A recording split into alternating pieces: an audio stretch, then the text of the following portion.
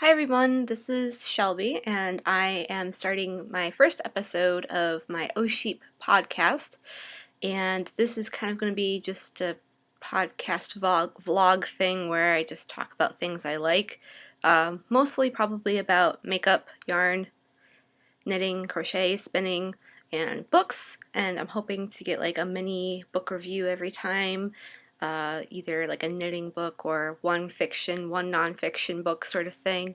As you can probably see, I have a lot of books. This is not all of them. I have a whole another 2 shelves over there, and I still have some packed away. So, yeah. But first things first, I'm going to start with the makeup section because, as you can see, I did my face special for this because I have the day off and I can actually have time to put makeup on, because normally I work in the morning and don't have time. I have to be at work at 8 and I wake up at 7 and drag myself out of bed for a good half hour, and yeah, it takes a long time to make this happen. So alright, so starting with the general introduction to the makeup thing. I've been doing makeup pretty much since I was in college is when I started doing it seriously. When I was like in high school and before that, I thought that makeup was just this silly, like ultra feminine thing I wasn't interested in at all. Like, no, this is girly, this is somehow bad because it's girly. And then I got over that because it's really fun. It's like painting your face. And I do like color, so yeah, I got over that quickly. So I started in college, and that's when the madness began, and I started spending all my money on makeup. I have quite the collection now, but so yeah, I'm glad that I got over it. The whole like girly thing is bad thing. I started dressing more feminine because I realized, hey, it's more comfortable to wear skirts and dresses, and pants suck, and elastic is your friend. Especially if you're short like me and you can never find pants that fit. I'm short and I'm pear-shaped, so even the size short at Old Navy is a good 3-4 inches too long on me, and the waist never fits right, so I pretty much never wear pants now. It's all skirts and dresses and makeup. So I'm just going to start out with a mini review. I tried on something different today. This is the OCC Obsessive Compulsive Cosmetics Lip Tar. I'm not exactly thrilled with their brand name, but you know, there are worse things that you could get all up in arms about. And I've heard a lot of good things about this, so I thought I'd give it a try. And they had this cute little test tube kit at Sephora. And again, a bad place for me to go because I went in there for one thing, one very specific thing, and I came out with this as well. So the Sephora ladies, they're really good salespeople. So it's this little test tube kit, and it came with the clear primer one. It came with this light metallic pink one, which is, where's the name on here? Lovecraft. And then it came with this one. Ooh, oh, I dropped it. And this is one of their matte ones, and let's see what color. Pretty boy. Okay, and that's what I'm wearing right now, just this one. And I put on the primer underneath it because that's what they suggested in the store. And I was like, all right, because normally I just put on this stuff as a primer. This Sally Hansen lip primer usually goes on first, but I thought I'd just try it with this. And I have to say I am very impressed. I put it on about 10 minutes ago, so I haven't really like field tested it yet, but look at this color payoff. And this is a tiny little dab of it. And it is not sticky. It's not goopy like other lip gloss type things, which is a major complaint with lip gloss for me because I love the colors and I like the shiny sheer effect, but hair always in the lip gloss and you're always going like this, and this is not, yeah, so problems. So this is a matte finish one. It's shiny. I wouldn't say that it's matte like what's the word, oh, like, you know, those NYX matte creme lip gloss things, those dry really matte. This is not. This is more of like a shiny matte kind of oxymoron there, but It definitely is very lightweight. It doesn't cause that heavy, creasy feeling that you get with a lot of matte lip products. And I love it. This is amazing. And the little brush that it comes with, like the kit came with one of them, but I noticed that all the full-size lip tars come with their own little mini brushes, lip brushes, and I put a little dab of the primer on there, and I worked it all around, just need a little bit. And then they say to dab off the excess of the lip primer, so I just like kissed my hand, or like, and because I didn't have any Kleenex. And then I put on just a tiny dab of this Pretty Boy, and it went all around, and the lip brush was really nice. It was really small because I like small brushes. I have very tiny childlike hands, and those long handled ones can kind of clunk against the mirror as I'm trying to put it on, so I didn't have that trouble this time. And I was able to really sculpt a nice little Cupid's bow. It's kind of extreme for me because I usually don't have the control. So I love it so far. I'll let you guys know if that changes. And I look forward to trying this Lovecraft. And I might, these things, like the regular size individual ones are like $18. Well, if you think about it, most lip glosses and similar products that are like $18 to $20 anyway, and everyone comes with a brush, and I can definitely see this lasting a long time. Even these mini ones will last because I just use so little bit. And I look forward to trying the new, like the colors, seasonal colors that they had. Like they had one called Pagan that was really pretty. And yeah, so I'll have a new brand that I'm branching out into. Again, not a big fan of the name, but yeah, whatever. So that's the mini review. So I thought I'd briefly go over what I normally always put on my face. And I usually start with, depending on how much coverage I want, I will start with this Physicians Formula BB cream first. If I want like a really good coverage, this is pretty good. Like this could be used almost like a liquid foundation, and it's SPF 30, which is the highest one I've been able to find for BB creams. And I love Physicians Formula because it's like organic and natural, and I try to stay in the organic, and well, not necessarily organic, but more like natural mineral-based makeup versus things that have like parabens and all that mineral oil and all that. I try to stay away from that. I'm not trying to be a snob or anything. It's just a personal choice, you know. No offense for anybody who, you know, doesn't care or prefers other brands.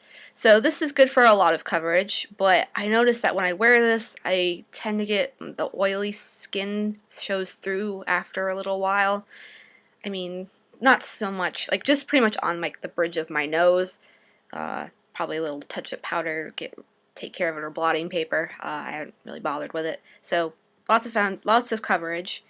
And then so either that or I put this Benefit Stay Flawless 15-hour primer stick, and then so this has like no real coverage. It's just it's a stick. I just wipe it around the key parts of my face, use my hands to blend it out, and then so I use that or the BB cream. And then I set both with the Physicians Formula BB cream powder. This stuff is really nice. Like this could also be used if you're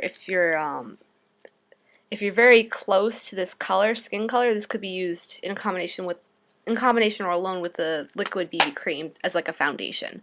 Unfortunately, it's just a little yellowy for me, so I can't get away with it. So I set with this, and I used the Physicians Formula BB cream concealer as well. It has one of these doojobbies, and I set this under my eyes with this as well. All these BB cream things came in a kit. I got it on sale at Ulta because I had a really good coupon, and it was like normally $15, and I got it for like $12, which isn't a big deal, but you know, hey, $3, that's quite a bit. And so I'm loving these products, except sometimes the BB cream, a little oily, but I don't wear it all the time. I wear it more in the summer because it's got really, like, this has SPF in it. They all have SPF 30, and if I feel like it's like a dreary day like it is today, I just use this in terms of sun protection, and over top of that, because it's not quite the right skin color for me, I'm very pale and pasty, perfectly good with that, I'm okay with it.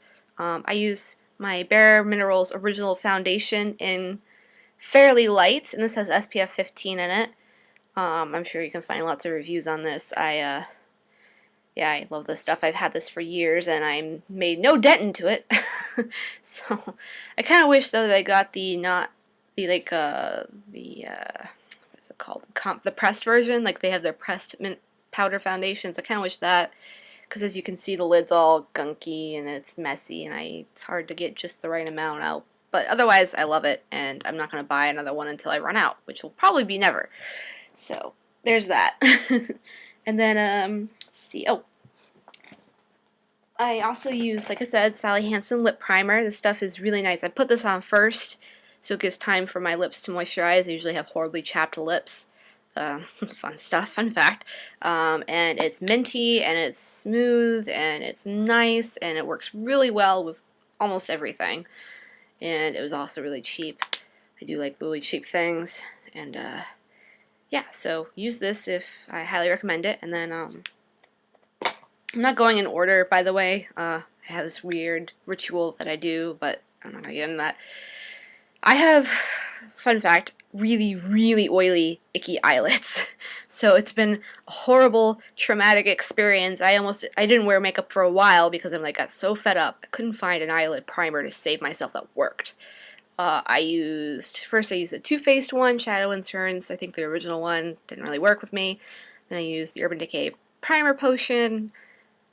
A little better, but it just didn't work. Like, I would be done applying and then it's already creasing and smearing. I'm like, ah. So, and then I did like this Smitten, what's it called? What's the brand? Stila's Painterly Pots and Sex Kitten. I tried using that also didn't work. I tried using cream shadow sticks, didn't work. Variety of brands. I had to return a few until finally, Graveyard Girl, Bonnie Mare, she did a review of the Tarte CC Amazonian Color Clay Primer for your eyes, and she said this is really nice, and I was like, alright, I'll try it, because I like Tarte. And this is the best thing I've found so far. So if you have really oily, icky eyelids, I mean, it's not perfect. I'm still getting creasing and smearing, but it is the best of a bad situation. And as you can see, it's really easy to apply to. Like, it's like a little pencil, and you just smear it on, and I usually dab it on, like, kind of blend it out a little bit with my fingertips. Not too much, because, again, oil, trying to avoid that. And I let it sit for a couple minutes. Like, I'll do my face makeup, then I'll do my eye makeup, and, yeah, it usually works pretty well, and I'm very impressed. Way to go, Tarte. And, oh, another recent thing, I have tried bronzer for the first time the past few weeks. I used to think that I was far too pale for bronzer, and I was like, I'm just going to look like I have a ring of tan around my face, and it'll look unnatural. But I was like, alright, well, I'll try it. And I was in this big, huge mall, about half an hour away from me. It's kind of like, I have closer mall, it's smaller, but this one's like huge. Mega Mall, I call it. And they have a Bare Minerals store, they had a Sephora, they have a Lush, they have a whole bunch of places. So I went into the Sephora, but it was mobbed, and I couldn't find any associate to help me. I'm not like, you know, it's not like anybody was ignoring me, but they were just all really busy, and I had a little bit of time constraints, so I was like, alright, I'll come back, and hopefully they'll calm down a little bit, and someone can, you know, help me. Because I have no, like, it's hard for me to judge in the store if something actually looks good on me. Like, my foundation, I asked an associate, if I'm looking for, like, a new type of product, I usually consult somebody. And so I went to the Bare Minerals store, like, just the Bare Minerals, because I also really like Bare Minerals. And this lady, she's really good. She was a very excellent salesperson. I told her, I was like, oh, I'm looking for first-time bronzer. I'm kind of pale. And she's like, oh, you've come to the right place. Bronzer is my favorite thing. So she put on a shade of bronzer, and it looked good on me with her professional level application skills. And but it was a little dark. I don't think I could have pulled it off just yet. So she's like, oh, I understand. And she showed me this kit thing. This is the Bare Minerals Ready Color Boost, and it's a kit. It's very shiny. And inside is like 2 shades of bronzer and a highlighter. And the one that she put on me was a little darker than this darker one. So she's like, this will be good for you because it gives you a chance to get like a slightly lighter one, and you can choose and you can blend it. She's like, she told me that she blended all of them together to use as a bronzer. So I've been doing that, and you probably can't even tell it's on, but it's on for me, and I can tell. And I think it's a good first step for bronzer. I tried a Physicians Formula 4 Season 1, and that one smells really good, but I couldn't see it at all. I was like, okay, I didn't return it because maybe I'll use it in the winter, or if I'm feeling kind of like I don't want to deal with too much bronzer, and it smells good, and I didn't want to bother returning it. I feel really weird returning cosmetics I've used. I'm like, where did they go? Am I using them? Is somebody else like using my used ones? And I'm like, oh. So we're not going to talk about that. And, again, a new product that I've been using. I was like, okay, time to find something for my brows. And I like my brow shape, although they need to be plucked, but I'll get on that later. Again, I thought maybe Anastasia, the brand, because it's all about brows, and I was looking there, and I looked into the ingredients in some of their products, and it had parabens in it, so I was like, no. So I looked into, again, I get a lot of my beauty advice from Graveyard Girl Bunny Mayer on YouTube. She's awesome. She's kind of an inspiration to me. So I a lot of her makeup reviews, if I like the product, I go and try to find it myself. So, she likes the Tarte Brow Mousse, and I tried that. I got the shade Taupe because an associate over at Sephora said that was close to my shade of brow, because I have a hard time finding like the right shade. And so I thought, oh, Taupe and this will probably be good, and it looked right in the pot. And I got it home, and it was just too light. I liked what the brow mousse did. Like, I liked how it kind of like sculpted and kept everything in place, so I liked it, and I loved the brush that came with it. It had like a spoolie brush on one end and like the angled brush on the other, and I really liked the brush. So I was like, I thought about returning it, but I was like, you know what, I could probably use this if I want lighter brows, or like, I need them to stay in place. So I went back and I got another Tarte product, and I got this volumizing brow powder in rich brown, and it looks like this. A little mirror in it, and hello, Vlogception. And it's like a chocolatey color, and it actually works perfect with my brows. I'm wearing it right now, and I think it looks pretty good. It gives me definition, and it's easy. I didn't get the brush that was supposed to go with this. I just used the one that come with the brow mousse because I like that one a lot, and I'm keeping it, and it works amazing. Like, this is good stuff. I'm definitely going to be using just this forever. Let's see. Oh, and to set everything, I use a lot of powder products. So when I have the Bare Minerals mineral setting powder, but when I put it on, I feel like it's a little too powdery. I have too many powders on the face, and it works, but it looks like I'm covered in powder. And so I use this matte Urban Decay De-Slick Matte Makeup Setting Spray Oil Control, and so I use this. You shake it up and like you just spray it on your face, and I usually have to, after I put my eye makeup on, I don't put my mascara on because this stuff actually causes mascara to run. Go figure. So I just do this first, and then I put my mascara on, and yeah. But yeah, this stuff is really nice. I like it a lot. It works pretty well, and I got this smaller size for like $14, and I've used it for like a year and a half, and there's still quite a bit in it. So yeah, a lot of times I do get like smaller sample sizes of things because I have yet to use anything up, and I've been doing this for a few years. So yeah, I don't see the point in buying the huge thing if I'm never going to go through it. So yeah, and alright, and then on my eyes right now is Vice 3 palettes. I love the Vice series. I have Vice 2. This stuff is awesome. I love the colors. Urban Decay eyeshadows are really nice. So I have all 4 of these red colors on, or pinky colors, because I knew I was going to go with like a bright pink lip tar. So I was like, oh, let's just pink it up, even though I hate pink. It's okay on my face. Um, so I use this thing a lot. Like, this is a great color combination. They have some neutrals, and I like how they arrange it in the palette. So like, oh, these colors look good together, and it's like a suggestion. And like, I think even horizontally, the colors will look good together. Like the horizontal, like these shades look cute together. And I like that a lot. And you get quite a, although this one was more expensive this year. I remember Vice 2 not being so expensive, but, you know, inflation and all that money stuff. So, definitely worth it. It was a treat to myself. I use it a lot. I use the Vice 2 palette a lot.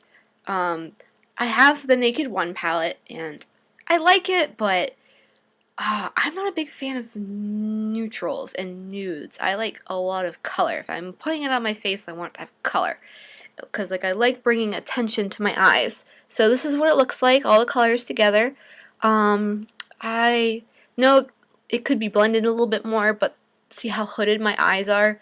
Like you can't even tell sometimes I'm wearing color. And then I put my glasses on and it kind of covers it up more. So like I need a lot of bright, bold colors if you're going to see anything.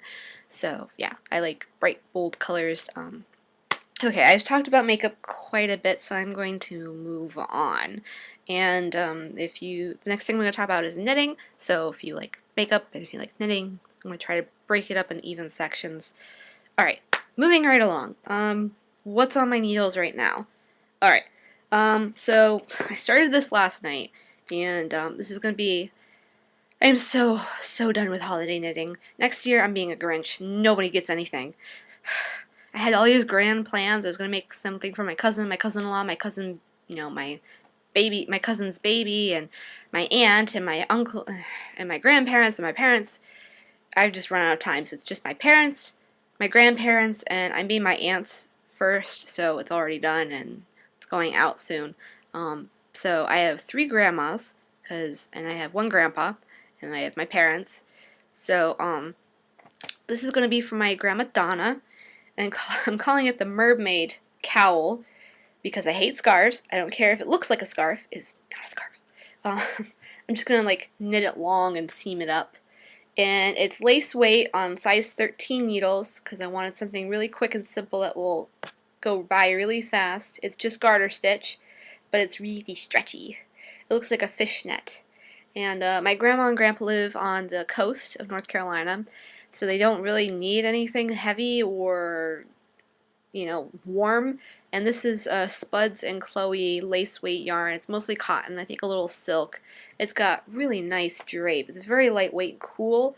Even though it's open, it's gonna be nice. Like, and my mom's got a shawl pins for it, and it'll be a nice little gift for my grandma. I think she can wear it without sweating too much. So that's a lovely image. But yeah, I'm gonna make it like a little infinity cowl, sew it up, and I'm just gonna keep going until I get tired of it. I started this last night, so I got quite a bit done. It's a little longer than my arm.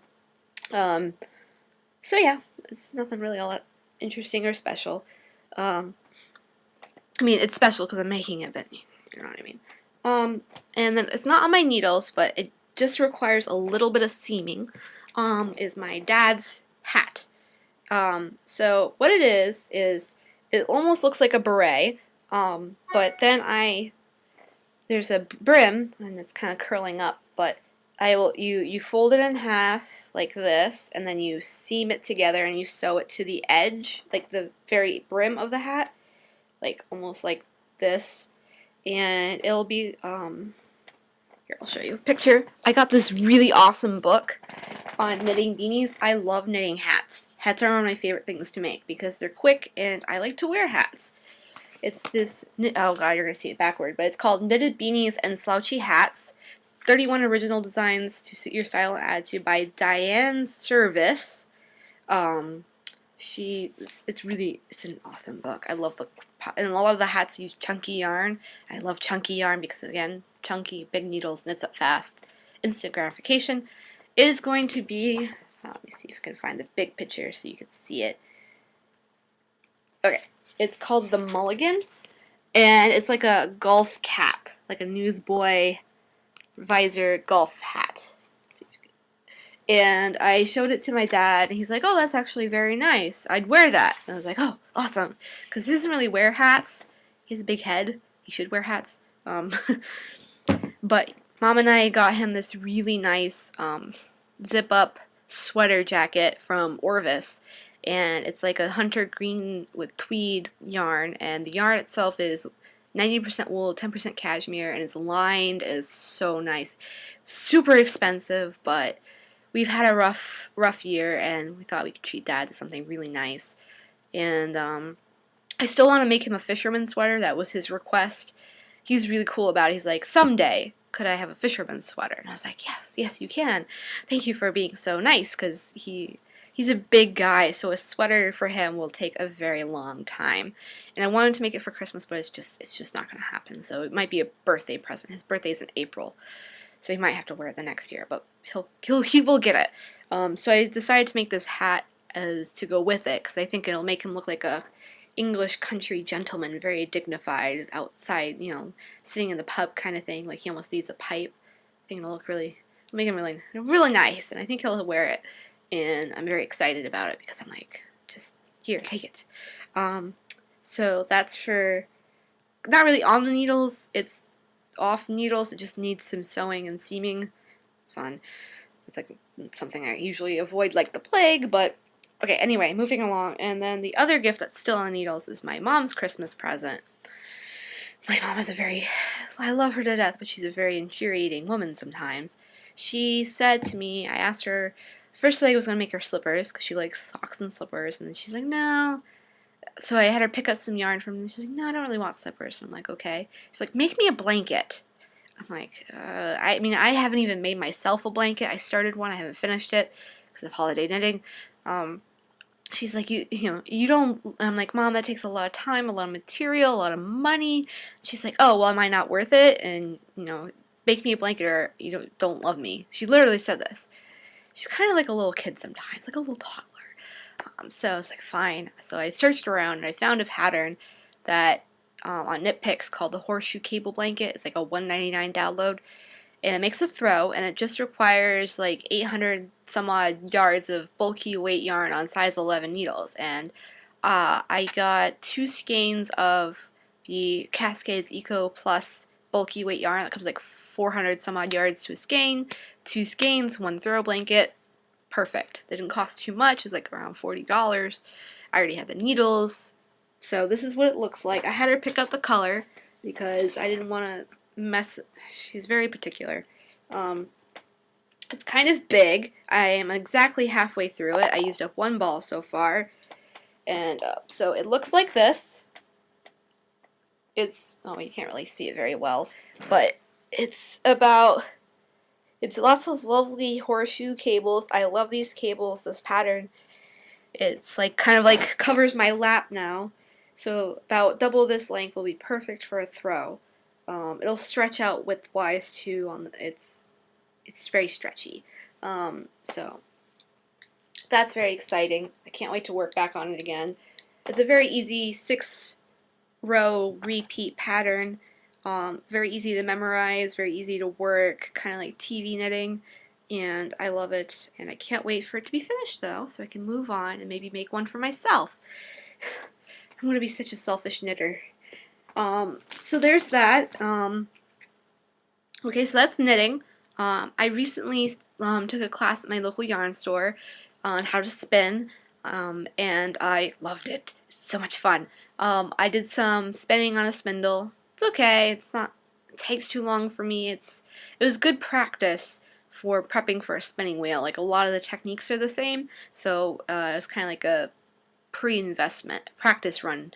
So I'll show you the first skein of yarn I did on a spinning wheel. She let me rent a Louette S17 single treadle one. She has a bunch of spinning wheels and she rents them out for like $15 a week, and you can try out different kinds, and it's awesome, and I love her and she's amazing. So this is made of Shetland wool, 100%, and it's a very bulky, super bulky art yarn, she calls it. And I love how she's like, she's really cool about learning. She's like, don't worry, it won't look perfect. You're not going to get lace weight, fingering weight plies the first few times you do it. It's okay. And I took the class with 2 other people, and they were getting so frustrated. They were so angry and like throwing hissy fits that they weren't making perfect yarn their first time. And I was spinning like this stuff. And I was like, this is awesome. I was very excited. I think it saved Jeanette, the teacher. She saved her confidence in teaching a little bit. So it's Shetland wool. It's this sky blue with purple. I plied them together, and it's not the softest stuff, but it was really fun to practice with, and it was pretty easy to draft. And overall, I'm glad that I started with this. And it's 100% Shetland, 4 ounces and 40 yards. Don't know what I'll do with it. Again, not exactly soft for next to the skin. I might make boot cuffs out of it someday. But yeah, it's just kind of fun. It's like my first little nice... I spun some other things first, but I'm not going to show. That's just for me to know.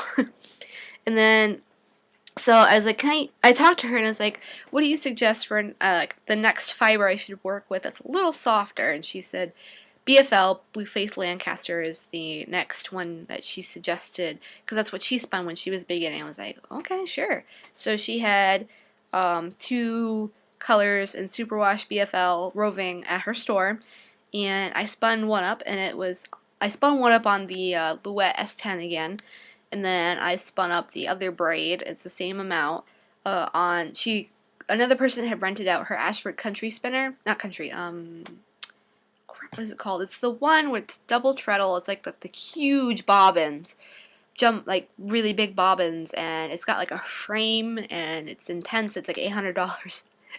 And she got it back in the store, and I was like, oh, can I just spin with it right now? And she said, sure. So I bought another braid of BFL in like a teal color, and I spun it on that, and then I brought the other one in, and I applied it together on the country spinner, and this is what came of it. And I love it so much. It's so cool. It's like a storm gray blue and then a teal.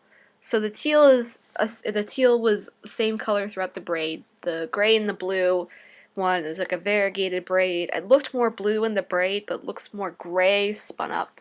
And here's some more blue area. And I love how this came out. This is amazing. It's so soft, and it's really nice, and it's thick and thin, and it's art yarn, and I don't know, like, I forgot how much I counted up. I think it's very close to how much yardage I got with the Shetland, because it was like two 100-gram braids, 4 ounces of yarn, or something like that. But I don't know. One day I might reskein it and figure it out again. I forgot to label it.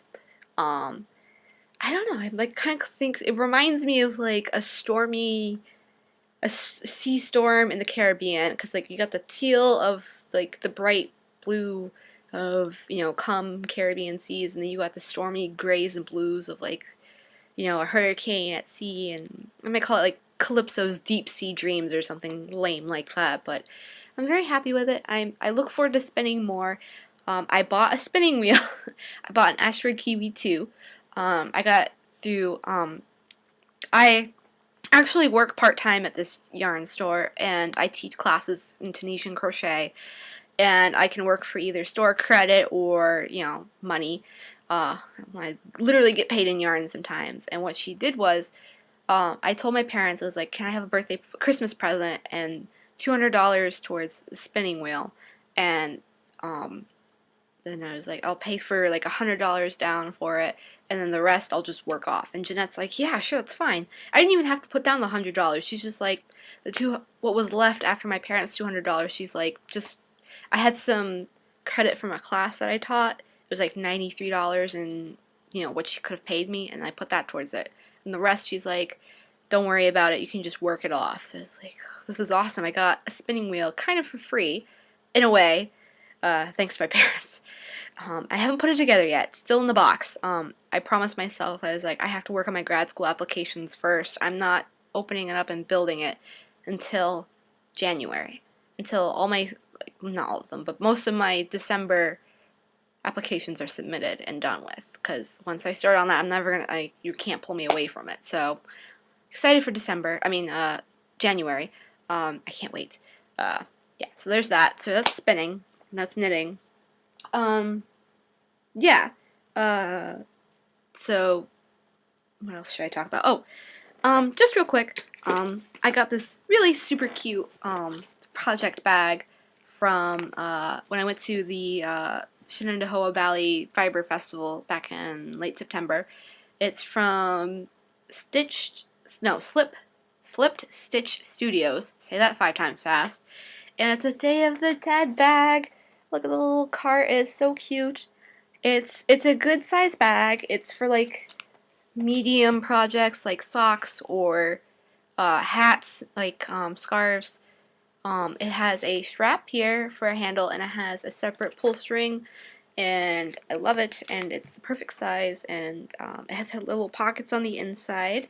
It has like 2 pockets. I can't lay it wrong for you to see the pockets. But yeah, so there's pockets here. It's got blue fabric on the inside. It's double-sided, and this cost me like $30-ish, which it was, you can tell it's handmade, and I don't mind paying that much if it's handmade, and it's really special, and I love it. And yeah, so I use this a lot, because I do mostly use a lot of smaller projects, except for the blanket and the sweater, and yeah. So I think I'll move on from that, and I'll talk about the next thing. Book review. So I pulled out 2 books, one fiction, one nonfiction. I love to read. I haven't been able to read very much in the past few months because of knitting and holiday knitting and crochet, and also applications, work.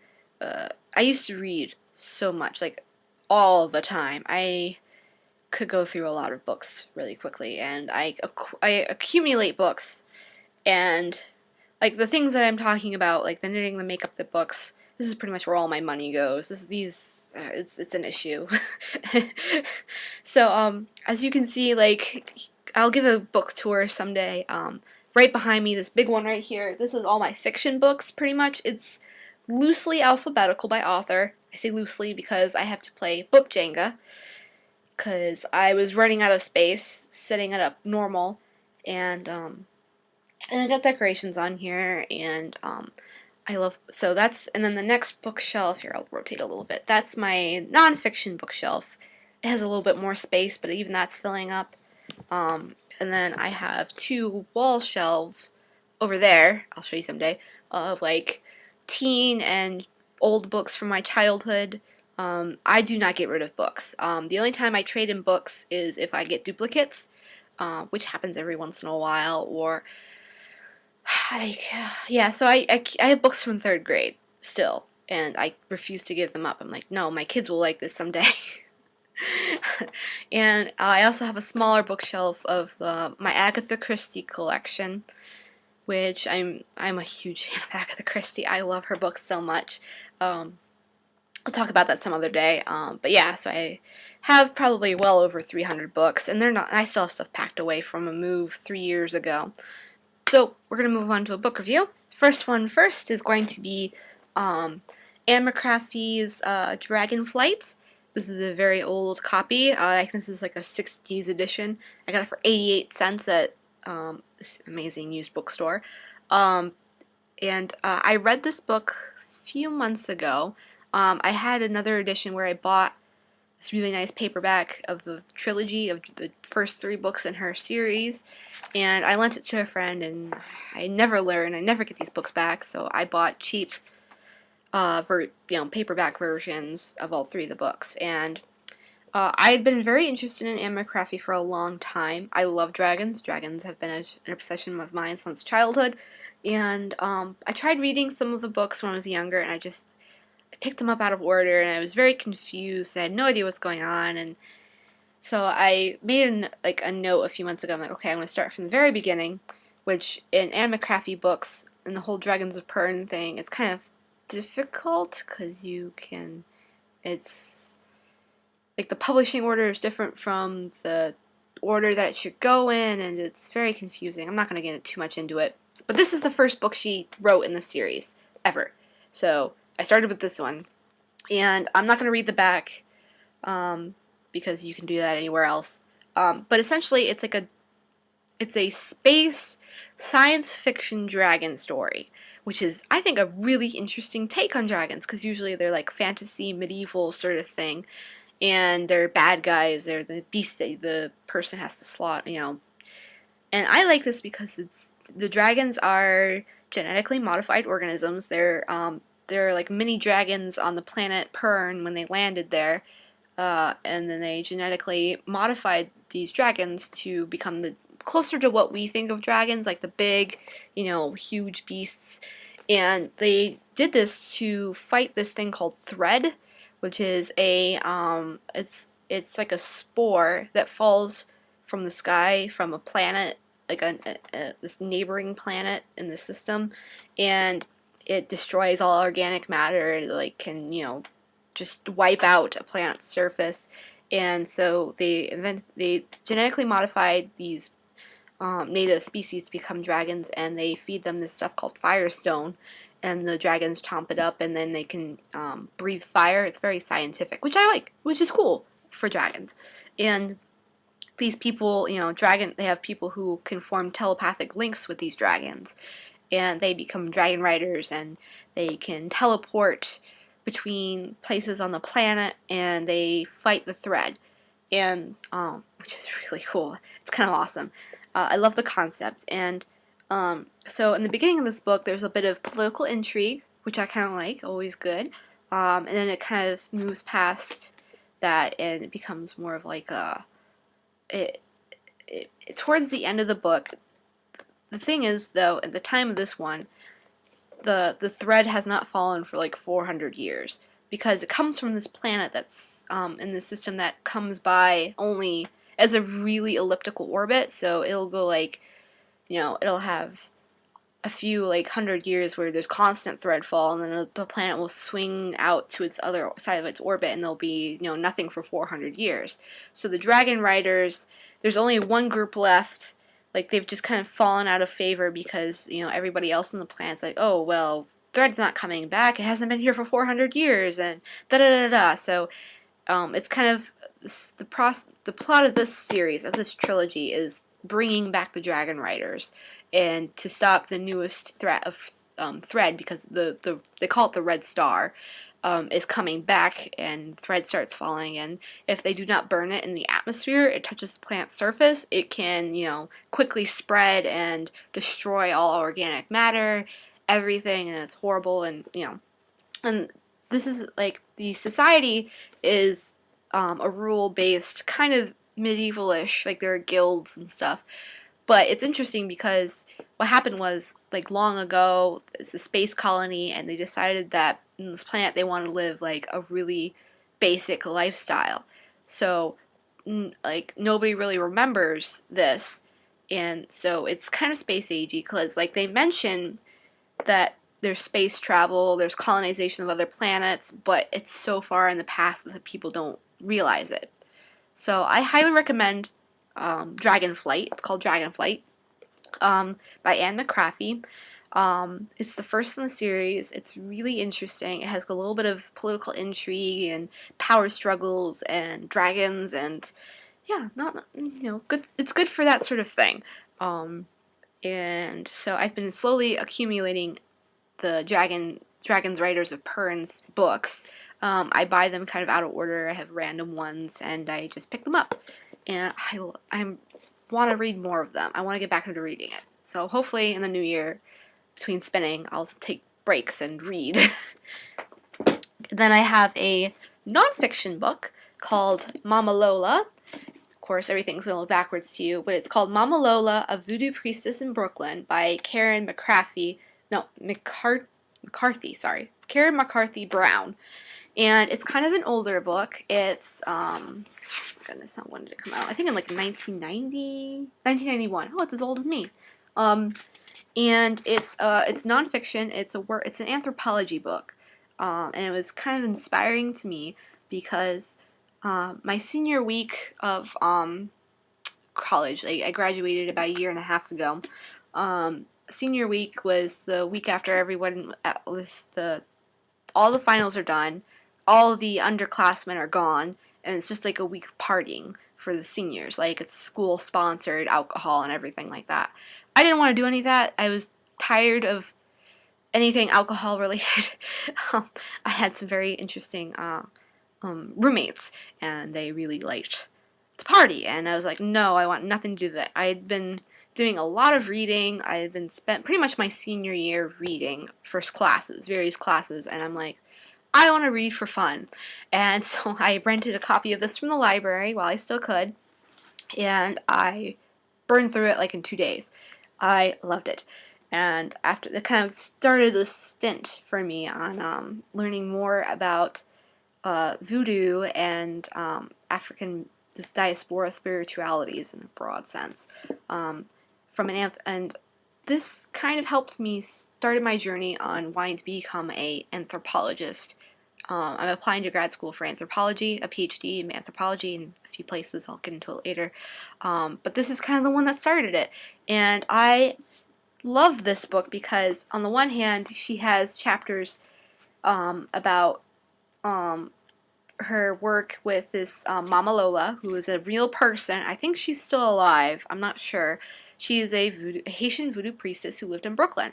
And Karen Brown was an anthropologist, and she slowly came and became Mama Lola was her informant, and they became kind of like family. Like, Mama Lola treats her like a daughter, and it's all about her learning about not only the spiritual, the religious system of voodoo, but immigrants living in Brooklyn and this small community of Haitians who would come to this Mama Lola's house and were her congregation, so to speak.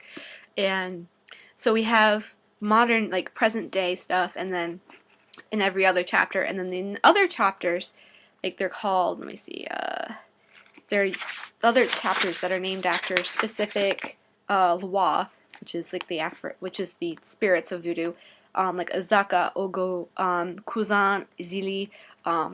Each of these chapters is kind of like a story that she writes from. It's a story about Mama Lola, someone back in Haiti's family, like her family stories from when she was a small child, and like her uncles and her brothers and her mother, and they're told from like a third person perspective, and it's about how Haitians have, like, these members of the family have interacted with spirits, the Loa. And so it's like it's story time, but it's also very informative and academic, and I love the blend. I would love to do that someday. If I would ever, I want to write books about, kind of very academic and kind of aloof and informative, but then I think that anthropology really benefits from stories. This is how we have always related information to each other as humans. So I think that this is, if you love like stories, kind of like mythical realism almost, and also nonfiction, this is a great perfect blend. And I got this from the used bookstore again for like $1. I was so happy when I saw I have my own copy now, and it's beautiful. It's a beautiful story, and it's very interesting. So I would definitely recommend this for people who like nonfiction but still like a little bit of color in it. And it's, even if you're not necessarily interested in voodoo itself, it's, if you're interested in stories of immigrants and stories of people having a tough time and overcoming things with limited resources, and it's very human, and I love it, which is one of the reasons why I want to go into anthropology. So that's another book review. I'm going to try to keep them kind of short because I could go on and on and on about books. So that's the makeup, the knitting, and the books. I think I'll talk about myself for a few minutes if you don't mind, and get to know me a little better. I'm 23. I live with my parents. I am a May of 2013 college graduate. I am applying to a few grad schools for anthropology, including Cornell, Syracuse University. I'm actually hoping to apply to a few schools in the UK, they don't apply. Their due dates aren't until spring. So I'm working on the U.S. schools first. They're in December 15th or January 1st, or right around there. So it's getting really close, and I'm really nervous because I've emailed some professors of mine, and they have not gotten back to me about letters of recommendation like they said that they would when I graduated. So I'm a little nervous about that, but hopefully it'll all work out. Even if, like, since I graduated, when I graduated, I still didn't know what I wanted to do. I was more lost than when I had started college. I started college knowing pretty much exactly what I wanted to do. I wanted to do politics and Asian studies, which is what my undergrad is, a combined major of government and Asian studies, as my school called it.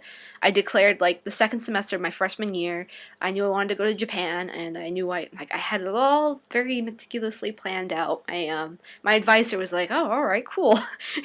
She was like, this is actually kind of helpful.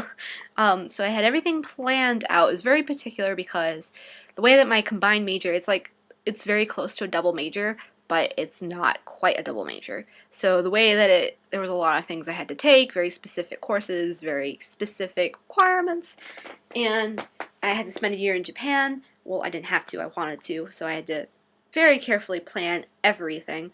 And then I got kind of disillusioned with my government. Like, a lot of my classes, I hate politics, but I like government. And what I mean by that is I hate the players of the system, and I don't really, because, like, on paper, a lot of the government things are beautiful. Like, it's the way that people structure their society and their rules and how they can change it is very interesting to me. And then you have the dickwad politicians, and they kind of ruin it. Like, why can't, this is supposed to work, but it doesn't because of the nature of power and how it affects people on an individual basis. And so I became kind of disillusioned to that. I was like, at first I was going to be like a translator for the government, because I took Chinese and Japanese while I was in college, for my, like, the Asian side of my studies. And I wasn't very good at those. I tried. I gave a very valiant effort. I was taking them simultaneously for the first 2 years of my college education. So I was taking two very similar languages at the same time, back to back. So it kind of overwhelmed me a little bit. It didn't work out as well as I thought it did. I thought that I took French in high school, took 4 years of French in high school, hated it because I was horrible at it, and I could not understand any of the rules. It was just way over my head. And I thought, oh, maybe this is because it's a Romance language. Maybe, like, an Asian style language is totally different, and maybe I'll be better at that. And in some ways I was, in some ways I wasn't. Chinese grammar was actually pretty simple. I was okay at memorizing the Chinese characters, and my pronunciation was okay, and but Japanese, like the grammar, I spent a year over there, and I didn't get any better at it. I can get by. I can read. I survived pretty well. I was there for a whole year, because the school I went to was a trimester system, so I had to stay the whole year in order to get all the credits that I needed. So I was kind of disillusioned because I was like, well, I don't think I can't be like, I could be, but I didn't think it was what I wanted anymore. So it's like, there are thousands of people better at this than me, like, so I kind of was disillusioned. I didn't want anything, I was academically burned out. I didn't want to go to grad school right away. I had no time to prep for the GRE my senior year. I was taking classes that were, higher level classes and required a lot of reading and essay writing and time, and I was very, like, I was glad to be out of school, because I was an IB, an International Baccalaureate, when I was in high school, so that's like 4 years of college and high school. Barely passed that. I graduated with like a 3.09 cumulative in college. So I came back home and I was like, alright, I need to do something. Like, I just need a break. I need to work for a little while. Just blue collar it for a little while and make up my mind and take some time to mull things over. So I spent a year working in a restaurant. I became a shift manager about 4 months into it. And then I moved out about this time last year, actually. I moved out of my parents' house to an apartment with a coworker. Did that for a little while. Didn't work out very well. I'm back here. But I tried. I like to console myself. I'm like, I tried. I don't want to be in my parents' house. But so that didn't work out, and that job I quit around this past June. I was like, I can't handle this anymore. The people, it was mostly the one or two people at that job that just wasn't helping, and I was moving out. I mean, I wouldn't be able to afford the apartment. Like, at the time I quit, I didn't know if I was moving out officially. It was kind of like I was spending more time at my parents' house than I was over at the apartment, because it's like just the opposite side of town. I didn't move far away. um, so a friend of mine came and visited me. He's like my big brother. He's been my friend since freshman year of high school, and we've kept in touch. And he lives in Florida. I went to high school in Florida. Went to college in New York. My parents live in Virginia, so interesting. I've moved around a lot. And so he came up, and he's a very focused individual. He's very good at academics. He's a very hard worker. He's amazing. And he visited me for a few days. And he kind of gave me like a soul searching. I could talk to him in person more than I could online, and he, like, he didn't suggest anything. He didn't tell me anything. He didn't tell me what to do or anything, which was nice. Kind of good change. But talking to him helped me come up with my own conclusions. And I concluded that I did indeed want to go to grad school. Definitely, 100%, because I wanted to be an anthropologist. And it helped me. So I quit my old job. I left the apartment because I wasn't going to be able to afford it, and also there was an extraneous person living there in a 2-bedroom apartment on my sofa in our living room. My sofa. I couldn't use it. I couldn't stand him. He creeped me out. I'll talk about it later. Basically, it was a situation I did not want to be in anymore. So I left. I transferred the lease. I felt bad because it was for a year, and I couldn't stay. I explained it to my other roommate, and she just like, I could tell she was annoyed, and I could tell, like, she was 31-year-old woman, but she was driving me crazy because she was less mature than I was. And I'm like, this isn't working.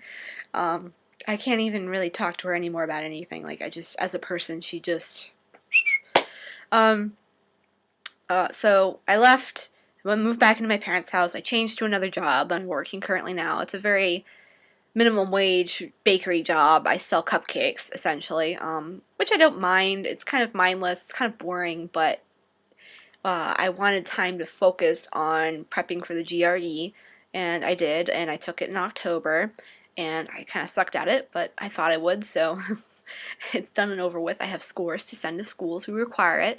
Hopefully they won't look too closely at them and judge me for them. I'm a horrible test taker. My SATs and ACTs were also horrible.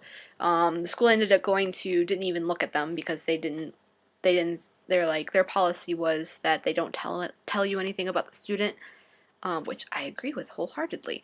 So, but all the schools I'm looking at in the U.S. require GRE scores, and the UK ones don't, so maybe I'll have a better chance of getting into a UK school. I'm really excited about it. The UK schools I'm looking at, in particular the University of London, they have this really interesting anthropology concentration. It's about power in art from an anthropological point of view. And I think that really appeals to me. It took me a while to figure out what I wanted was anthropology. I wish now that I could have gone back in time and, like, did a few things differently, and I could have been farther along sooner. But, you can't go back in time. So gotta make best of what I have now. So the way I figure it is, if I can't get into grad school this first time around, at least I know now what I want to do. And if I don't get into grad school, any of them, this time around, I will probably have to leave my easygoing cupcake job, and apply for a real job. I might have to suck it up and do like an office job or something where I have to like commute to DC or something, and not looking forward to that, but sometimes you have to suck it up and just hope and pray for things to come out, be worth it in the end. So that's kind of how it is now. Also, on a slightly sadder personal note, recently my dad was diagnosed with a really rare form, of course, of lymphoma. I can't pronounce it. It's like, it's very rare, and but he had some tests, and this was back in on Halloween. Actually, we found out. Kind of ruined Halloween, but that sounds horrible. Anyway, so it's stage 1A, so it's like the best possible news, considering. It's like a rash on his skin, in some places, and tests confirm that it's only on his skin, so it hasn't shown up in any of his other organs or his lymph nodes or his blood, so it's treatable, which is nice. My dad's only 49, he's not even 50 yet, and the way the doctor said it was like, he's got hypertension, it's high blood pressure, really high blood pressure that he has to take medicine for. That'll probably, the doctors are like, oh, that'll probably kill you before the cancer. And I'm like, oh, thanks. I went to one of the appointments with my dad because I wanted to support him. My mom went to one of them. We went to like Johns Hopkins, and there's a more local one that he's going to be going for treatment, which is what he's doing today. He's going for a consultation on a treatment. And from what I gather, it's some sort of like extreme tanning. I'm trying to be a little humorous about it because I have to be. Since it's on his skin mostly, it's localized to his skin. They're gonna try to zap it with UV light to kill the cancer, essentially, and which makes sense to a certain degree. So hopefully 1A is treatable, and there's even a chance of remission, so that's cool. That'd be really awesome. It was kind of hit us really hard because, again, my dad's only 49. Last year, 2 days after Christmas, my uncle passed away, who we were really close to, like very close to. He was a sweetheart. He passed away of a very sudden heart attack. And that's kind of been a huge blow to my family overall, like my extended family. Like, my Uncle Bob was my dad's best friend. He was his hunting buddy. He walked my mom down the aisle when they got married because my mom's dad passed away. My mom had known him. He was like a farmhand on their farm when my mom was growing up. My Aunt Patty and Uncle Bob had celebrated their like 32nd anniversary that year. So on top of that, with my dad having cancer, not a lot of my family knows yet. I think my mom told her sisters. My cousin-in-law knows.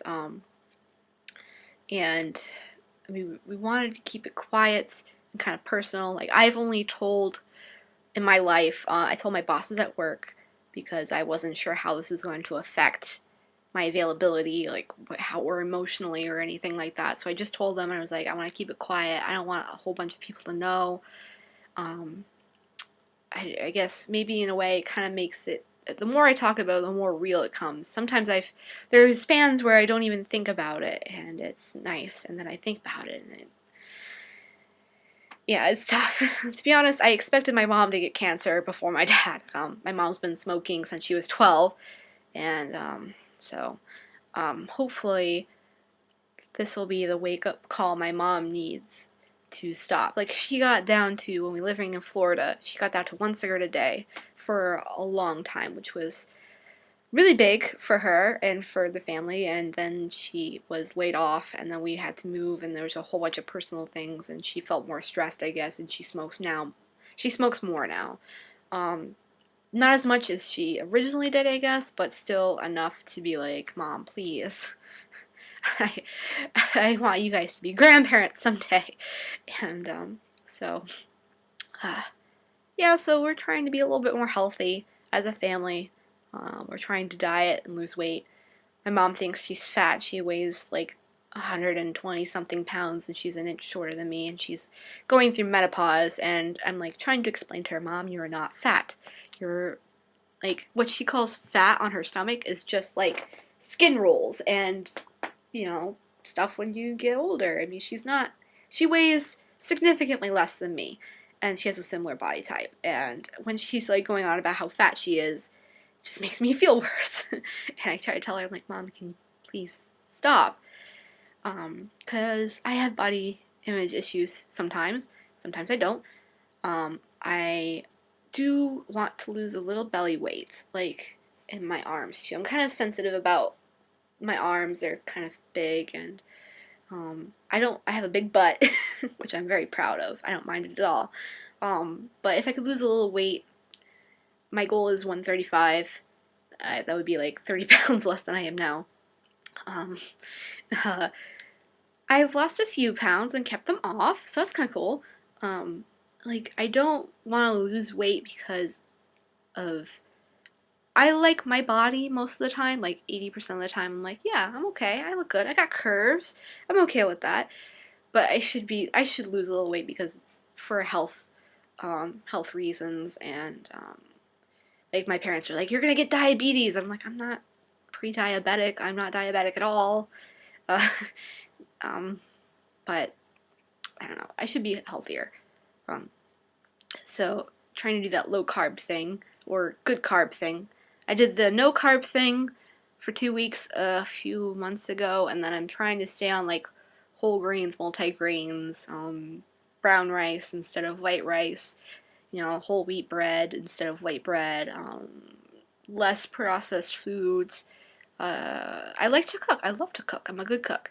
So I try to cook with better ingredients now, and I'm trying to eat less, but I work in a cupcake store, and sometimes I forget to bring food and snacks. So I'll have like a mini cupcake here and a cake pop here, and it's hard. Like, I have this one, I work with Lacey, and she's this awesome lady. She's like, she'll see me sneaking, and she'll be like, no, and she'll like swat me, and I'll be like, I can't help it. So then so I'm trying to eat healthier, and I'm trying to cook better, and yeah, mixed results for my parents. My mom doesn't like to eat food at all, ever. She eats cheese and olives and wine, and that's her diet. And she doesn't eat breakfast or anything like that. So I'm not gonna get too much into that. So that's some personal things going on. Gonna try to keep up positivity with my dad, and his struggles, and yeah, so I probably rambled on long enough for a first podcast. I hope you enjoyed it, and I call this OhSheep because someday in the future, hopefully in the new year, I'm thinking about selling and opening up an Etsy shop where I sell handspun and hand-dyed yarn, and I'm looking forward to it. And I have some things that I've had like a little bit of an inventory of finished objects that I want to sell, and I've been accumulating them. I don't want to just like open up a shop and like one thing or two things at a time posting. I want to have like a big inventory initially, right from the get-go, so I can start. And I'm slowly putting things together, arranging things. I have the name. The name of the shop is going to be OhSheep Boutique on Etsy. I think OhSheep is kind of a funny pun because it's almost like saying oh shit. Yeah, sorry. I do swear, so if you don't like that, I'm sorry. Sometimes it slips out. I'll try to censor myself on here, but it's gonna happen. So, again, I'm hoping, so I'm calling this the OhSheep podcast, and yeah, so thanks for watching. Comments below, tell me suggestions, you know, feel free to talk to me. On Instagram, I'm LeonGlon88. On Ravelry, I am NoodleGirl88, one word. Yeah. And then, where am I? Oh, I have a Tumblr. I'm gonna probably make a separate one for this, so I'll let you know about that later. But yeah, if you want to follow me if you want to friend me on Ravelry, again, NoodleGirl88, one word, like noodles, like, you know, like lo mein or something, noodles. And then, yeah, follow me on Instagram. I mostly post pictures of my makeup face and cats and yarn.